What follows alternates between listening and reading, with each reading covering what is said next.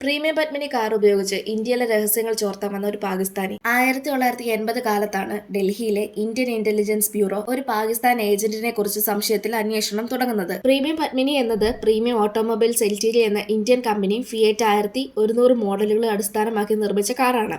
1964 മുതൽ 2000 വരെ ഇന്ത്യയിൽ വളരെയധികം പോപ്പുലർ ആയിരുന്നു. ഓരോ വീട്ടിലും ആദ്യം വാങ്ങിയിരുന്ന കാറ് പത്മിനിയായിരുന്നു. തീർച്ചയായിട്ടും പഴയകാലത്ത് അധികം രാഷ്ട്രീയക്കാരും പോലീസ് ഉദ്യോഗസ്ഥരൊക്കെ ഉപയോഗിച്ച കാറാണിത്. ഡൽഹിയിൽ ഇന്ത്യൻ ഇന്റലിജൻസ് ബ്യൂറോ 1980 പാകിസ്ഥാൻ ഏജൻസിയായ ISIയുടെ ഒറ്റയ്ക്കുള്ള ഒരു ഏജന്റിനെ കുറിച്ച് കുറച്ച് വിവരങ്ങൾ ലഭിച്ചു. ആ ഏജന്റിന്റെ പേര് രവീന്ദ്ര കൗശക് എന്നായിരുന്നു. ഒരു ദിവസം രാത്രിയിലെ ഡ്രൈവർ ഇല്ലാത്തൊരു പ്രീമിയം പത്മിനി കാർ അവർ കാണാനിടയായി. ഉദ്യോഗസ്ഥർ കാറിനെ നിരീക്ഷിക്കാൻ തുടങ്ങി. കാറിന്റെ ബൂട്ട് ഭാഗത്ത് ഒരു ചെറിയ ആന്റീന പോലെയുള്ള ഒന്നും വയറിംഗ് സിസ്റ്റവും അൺയൂഷ്വൽ ആയിട്ടുള്ള മാറ്റങ്ങളും ഉണ്ടായിരുന്നു. ബോണറ്റിനുള്ളിൽ ഒരു റേഡിയോ ട്രാൻസ്മിറ്ററും സെറ്റ് ചെയ്തതായി സംശയം വന്നു. പിന്നീട് മൂന്നാമത്തെ ദിവസം രാത്രി 1 മണിയോടെ ഒരു വ്യക്തി ആ കാറിന്റെ അടുത്ത് എത്തിയപ്പോൾ ഉദ്യോഗസ്ഥർ ഒളിഞ്ഞിരുന്ന് നോക്കുകയായിരുന്നു. ആ വ്യക്തി ബൂട്ട് തുറന്ന് എന്തോ ഒരു ഇൻഫർമേഷൻ എടുക്കുന്നത് പോലെയാണ് നിന്നത്. ഇയാള് വേറെ ആരുമായിരുന്നില്ല, രവീന്ദ്ര കൗശകാണ്. ഇത് കണ്ട ഉദ്യോഗസ്ഥർ അയാളെ ചോദ്യം ചെയ്തപ്പോ അയാൾ ഒരു പാകിസ്ഥാൻ ISIയുടെ സ്പൈ ആണെന്ന് മനസ്സിലായി. പ്രീമിയം പത്മിനി കാർ അയാൾ ഉപയോഗിച്ചത് രഹസ്യമായ മെസ്സേജുകൾ റേഡിയോ സിഗ്നൽ വഴി പാകിസ്ഥാനിലേക്ക് അയക്കാനാണ്.